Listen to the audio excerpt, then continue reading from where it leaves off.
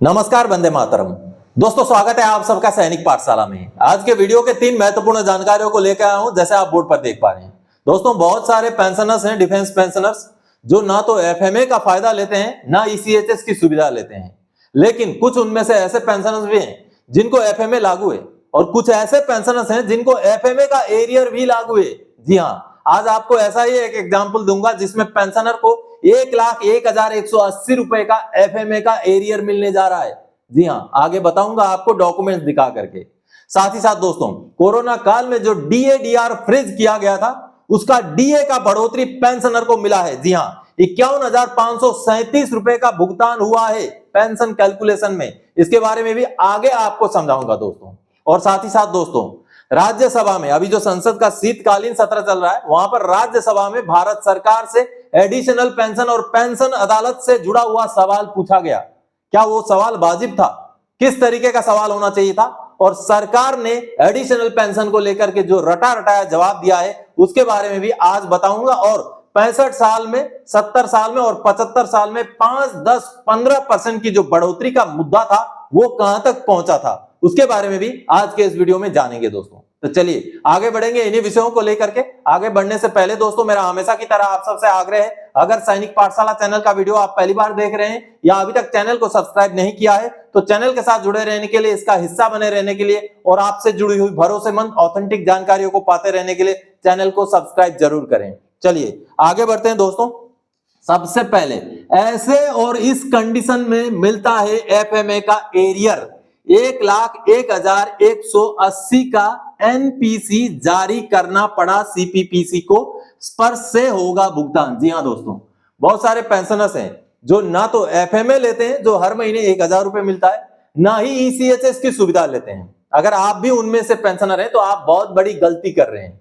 आपको अगर एफएमए लागू है तो एफएमए ले लीजिए, नहीं लागू है तो ईसीएचएस की सुविधा ले लीजिए दोस्तों। और एफएमए जो हर महीने 1,000 मिलता है, वो उसका अगर एरियर लेना हो तो वो कब से मिलता है, किन को मिलता है, इसके बारे में आपको जानकारी होना जरूरी है। मान लीजिए आपने कभी एफएमए लिया ही नहीं, आप मान लीजिए कभी के भी रिटायरी हैं, आपने एफएमए लिया नहीं, और आज अब अगर आप अप्लाई करते हैं एफएमए के लिए, तो आपको कब से एरियर मिलेगा, ये सारी चीजें आपको जानना जरूरी है। सबसे पहले जो डॉक्यूमेंट मेरे हाथ में आए हैं, एक लेटर आया है, वो देख करके पहले समझ लेते हैं, उसके बाद आपको समझाऊंगा कि एफएमए का एरियर किन को मिलेगा और कैसे मिलेगा। दोस्तों, स्टेट बैंक ऑफ इंडिया का ये सीपीपीसी ने एक नॉन पेमेंट सर्टिफिकेट जारी किया दोस्तों, और ये नॉन पेमेंट सर्टिफिकेट है एफएमए का एरियर को लेकर के। जी हाँ दोस्तों, एफएमए का भी एरियर मिलता है, किन पेंशनर को मिलता है वो आपको इस लेटर से क्लैरिफाई होगा। और ये जो नॉन पेमेंट सर्टिफिकेट भेजा गया है सीपीपीसी द्वारा, ये भेजा गया है स्पर्श सेल को। देखिए, स्पर्श सेल को भेजा गया, अभी ज्यादा पुराना नहीं है, 4 अक्टूबर 2024 का नॉन पेमेंट सर्टिफिकेट है। और इस नॉन पेमेंट सर्टिफिकेट के तहत एफएमए का जो एरियर है, उसका अमाउंट 1,01,180 रुपए भुगतान करने को लेकर के सीपीपीसी ने स्पर्श को इसमें नॉन पेमेंट सर्टिफिकेट जारी किया है। देखिए, यहां पर थोड़ा सा मसले को समझना पड़ेगा कि आखिर किन पेंशनर्स को एफएमए का एरियर मिलता है। अब यहां पर देखिए दोस्तों, the fixed medical allowance was paid to the family pensioner till May 2011।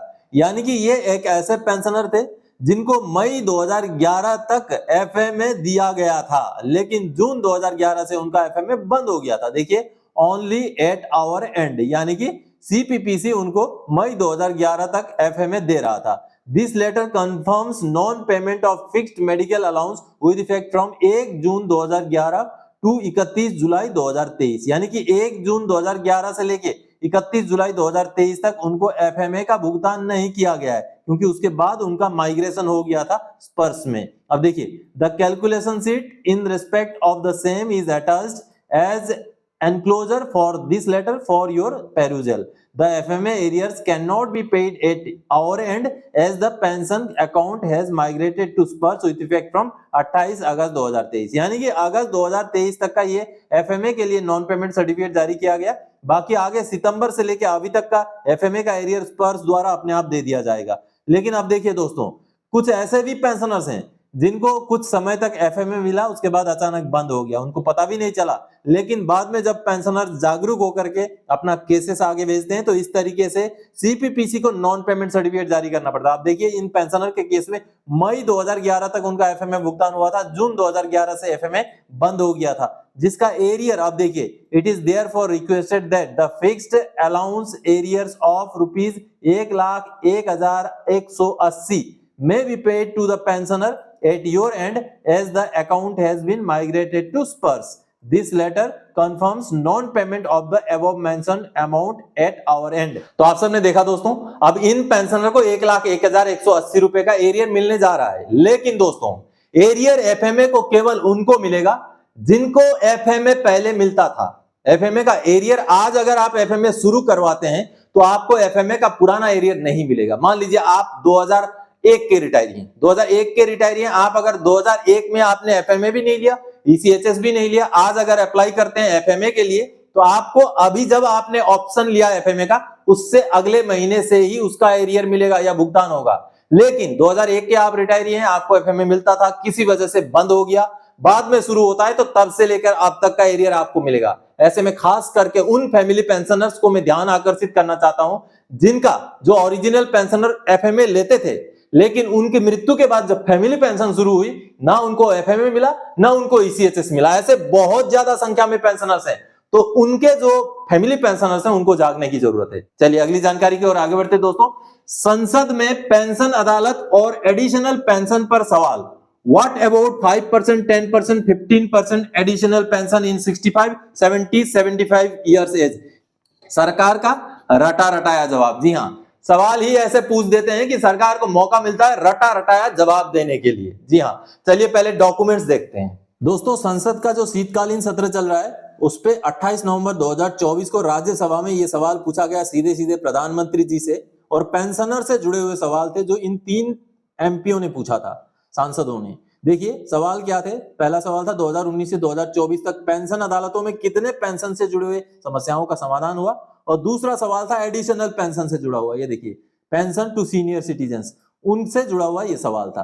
तो सवाल का जो जवाब दिया गया वो दिया गया है राज्य मंत्री, पेंशन मंत्रालय में राज्य मंत्री जितेंद्र सिंह द्वारा। और ये देखिए जो जवाब में जो आंकड़ा रखा गया 2019 से लेकर 2024 तक कितने पेंशन से जुड़े हुए समस्याएं पेंशन अदालत में आई, कितनों का निपटारा हुआ, और अगर कुल आप देखेंगे टोटल तो नीचे ये बहुत एक दुखद जो है आंकड़ा है, क्योंकि जितने भी समस्याएं पेंशन अदालत में गई हैं उनमें से केवल 69% का ही निपटारा हुआ है। 31% के आसपास जो समस्याएं हैं अभी भी समाधान नहीं हुआ है। तो पेंशन अदालत में जाने के बावजूद भी अगर समस्याओं का समाधान नहीं होगा तो फिर कैसे पेंशनर्स की समस्याओं का समाधान होगा। चलिए इसके साथ ही साथ एक एडिशनल पेंशन से जुड़ा हुआ सवाल पूछा गया था, देखिए, और रटा रटाया जवाब सरकार ने दिया। 80 से 85 साल में 20%, 85 से 90 में 30%, 90 से 95 में 40%, 95 से 100 में 50%, और 100 साल से ऊपर होने पर 100% जो है एडिशनल पेंशन का फैसिलिटी है। तो सवाल ऐसा आखिर क्यों पूछा जाता है दोस्तों? आपको बता दूं, जो 65 साल, 70 साल और 75 साल में 5, 10 और 15% पेंशन बढ़ोतरी का मुद्दा था, वो पार्लियामेंट्री स्टैंडिंग कमेटी द्वारा पास किया गया था। जी हाँ, और उसको लेकर के लेटर भी जारी हुए थे। चलिए उस लेटर को मैं दिखाना चाहूंगा आपको। देखिए दोस्तों, पेंशन मंत्रालय का यह लेटर है जो कि एडिशनल पेंशन से जुड़ा हुआ, और कई महत्वपूर्ण विभागों को यह लेटर भेजा गया था जिसमें controller general of defence account भी था।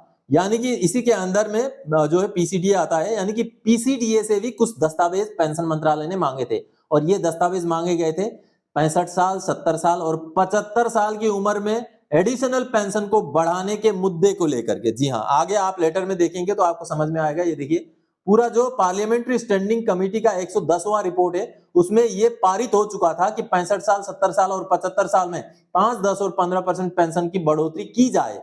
तो उसको लेकर के पेंशन मंत्रालय ने इन विभागों से क्या डॉक्यूमेंट, क्या डाटा मांगा था, आप यहाँ पर 2 नंबर पैराग्राफ में देखिए, जहां पर पेंशन मंत्रालय ने मांगा है, in this connection the following information is required by this department for working out the financial implication. यानी कि जो वित्तीय इंप्लीकेशन होगा, जो वित्तीय बोझ होगा या खर्चा होगा, उसको छानबीन करने के लिए, उसको आंकड़ा निकालने के लिए नीचे दिए गए आंकड़े मांगे गए हैं। और क्या आंकड़े मांगे गए दोस्तों? 2021 के दिसंबर के महीने में डीए के साथ विदाउट डीआर के साथ, बिना डीआर का कितना पेंशन का भुगतान हुआ, और डीआर लगा करके कितना अमाउंट पेंशन का भुगतान करना पड़ा, यह आंकड़ा मांगा गया था। और आंकड़ा देखिए बेहद महत्वपूर्ण बात है कि 65 साल से 70 साल उम्र वाले पेंशनर्स का भी आंकड़ा मांगा गया, 70 से 75 साल उम्र वाले पेंशनर का भी आंकड़ा अलग से मांगा गया, और 75 से 80 साल उम्र वालों का भी आंकड़ा अलग से मांगा गया। यानी कि इस कैटेगरी में जो 5, 10 और 15% पेंशन की बढ़ोतरी होनी थी, उसको लेकर के ये कार्रवाई चली थी। क्योंकि उसके आगे दोस्तों 80 से लेके 100 साल की उम्र में ऑलरेडी 20 से लेके 100% तक पेंशन, एडिशनल पेंशन है, ऑलरेडी लागू है। लेकिन लागू नहीं है तो 65 से लेके 75 साल के बीच के जो पेंशनर है उनके लिए लागू नहीं था। तो ये आंकड़े ऑलरेडी मांगे गए थे। तो ये आंकड़े बना करके डिपार्टमेंट ऑफ एक्सपेंडिचर में भेजे भी गए थे, जिसको डिपार्टमेंट ऑफ एक्सपेंडिचर ने पेंडिंग कर दिया क्योंकि खर्चा ज्यादा हो रहा है का बहाना लगा दिया गया। तो देखिए दोस्तों यहां तक भी हो गया था।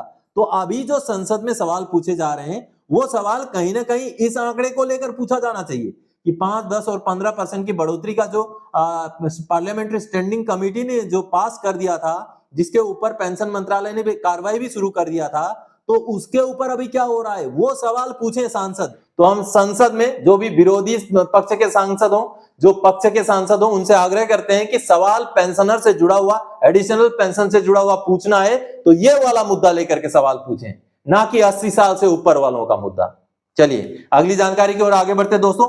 कोरोना काल का फ्रीज डीए यानी कि 21%, 24% और 28% का एरियर आया 51,537 रुपए पेंशनर के खाते में। क्या आपने चेक किया? दोस्तों मैं बात कर रहा हूं उन पेंशनर्स की जो कोरोना के समय में रिटायर हुए हैं, यानी कि जनवरी 2020 से लेके जून 2021 तक के बीच में। इसको लेकर के बहुत बारी जानकारी भी मैं दे चुका हूं और कई सारे सोर्सेस से तो आपको जानकारी मिल रहा होगा कि जो पीपीओ जनरेट हुए हैं ग्रेचुइटी बढ़ोतरी करके, वो टेक्निकली गलती की वजह से हुए हैं। ऐसा नहीं है, कोई टेक्निकल गलती की वजह से नहीं हुआ है। जो भी पेंशनर जनवरी 2020 से जून 2021 के बीच के रिटायरी हैं, उनका अगर ग्रेचुइटी बढ़ोतरी होकर के पीपीओ जनरेट हो गए और वो पैसा आपको नहीं मिला है तो आपको मिलेगा वो। और क्यों मिलेगा? क्योंकि आपका ग्रेचुइटी का कैलकुलेशन आप जिस समय में रिटायर हुए थे उस समय में जितना डीए बढ़ा दिया गया था उसके हिसाब से मिलना था। बेशक उसका एरियर नहीं दिया गया पेंशनर्स को या एम्प्लॉइज को, लेकिन ग्रेचुइटी और लिव इनकेसमेंट का पैसा आपको उसके हिसाब से मिलना था। चलिए सबसे पहले तो मैं आपको एक पेंशन स्लिप और सीपी ग्राम्स का ग्रीवेंस का रेफरेंस दिखाता हूं, उसके बाद समझते हैं। अब दोस्तों ये ग्रीवेंस का आप स्टेटस देख पा रहे हैं। कोरोना काल में फ्रीज किए गए डीए का बढ़ोतरी के हिसाब से ग्रेचुइटी और लीव इनकेसमेंट की बढ़ोतरी को लेकर जब पेंशनर ने ये ग्रीवेंस डाला, ये देखिए आप इस ग्रीवेंस को नोट करके भी रख सकते हैं। इसी तरीके से आप भी ग्रीवेंस डाल सकते हैं, आप भी अगर कोरोना काल के समय के रिटायरी हैं तो इस ग्रीवेंस के बदले में जो जवाब आया है पेंशनर को, वो जवाब मैं आपको दिखाना चाहूंगा। ये देखिए नीचे जो जवाब दिया गया है, केस को क्लोज कर दिया गया और ये जवाब दिया गया है जिसमें दोस्तों कहा गया है gratuity DR rate revision arrear ₹51,537 has already been credited to bank account on 30 November 2021 along with monthly pension of November 2021। यानी कि दोस्तों जो ग्रेचुइटी का बढ़ोतरी पेंशनर को लागू है उसमें से बहुत सारे पेंशनर्स को उसका भुगतान हुआ है, बकायदा हुआ है। ये देखिए जवाब उसका देखिए। और इसलिए आपको उन बातों पे भरोसा नहीं करना चाहिए कि जो पीपीओ निकल रहे हैं ग्रेचुइटी का डिफरेंस के साथ, वो टेक्निकल प्रॉब्लम की वजह से निकल रहे हैं। टेक्निकल प्रॉब्लम की वजह से नहीं निकल रहे हैं। पेंशनर को कोरोना काल में बढ़े हुए डीए के रेट के हिसाब से ग्रेचुइटी और लीव इनकेसमेंट लागू है, इसीलिए वो पीपीओ निकले हैं। तो देखिए, और साथ ही साथ उनका पेंशन स्लिप भी मैं आपको दिखाना चाहूंगा, जो नवंबर महीने का पेंशन स्लिप भी भेजा गया है। ये देखिए नवंबर 2021 का पेंशन स्लिप, जिसमें आप यहां पर देखिए ग्रेचुइटी एरियर 51,537 रुपए का भुगतान उनको नवंबर के महीने में हुआ है। तो आप सबने देखा दोस्तों, तो आप भी झांसे में ना रहिए कि वो गलती से जो है पीपीओ जनरेट हो गए, गलती से नहीं हुए थे, आपका हक था वो। आप अगर जनवरी 2020 से जून 2020 के बीच के रिटायरी हैं तो आपको 21% के हिसाब से ग्रेचुइटी और लीव इनकेसमेंट मिलना था। जुलाई 2020 से लेकर के दिसंबर 2020 के बीच के रिटायरी हैं तो 24% के हिसाब से, और जनवरी 2021 से जून 2021 के बीच के रिटायरी हैं तो आपको 28% के हिसाब से ग्रेचुइटी और लीव इनकेसमेंट मिलना था। क्योंकि आप कोरोना टाइम में रिटायर हो गए तो आपको 17% के हिसाब से दिया गया, तो उसका बीच का डिफरेंस वाला पैसा अगर आपको ग्रेचुइटी का और लिव इनकेसमेंट का नहीं मिला है तो आप भी जागिए। जैसे इन पेंशनर ने जिनका मैंने अभी रेफरेंस दिया उन्होंने ग्रीवेंस डाला, वैसे ही आप भी डालिए ताकि आपका वो हक का पैसा है, आपका वो जायज पैसा है, वो आपको मिल सके दोस्तों। और झांसे में मत आइए कि टेक्निकल गलती से पीपीओ जनरेट हो गए, ग्रेचुइटी में जो बढ़ोतरी हुई है वो टेक्निकल गलती थी, वो नहीं मिलेगी। मिलेगा दोस्तों, क्योंकि ग्रेचुइटी कम डीए के साथ बनाया गया था, आपको बढ़े हुए डीए के साथ लागू है। लिव इनकेसमेंट में भी वही चीज है, तो वो पैसा आपको मिलना जरूरी है। तो दोस्तों आज के इस वीडियो में इसी जानकारी के साथ आया था। आगे और कोई जानकारी था आपसे सरोकार रखने वाला विषय लेकर मैं फिर से हाजिर हो जाऊंगा। तब तक के लिए जय हिंद दोस्तों।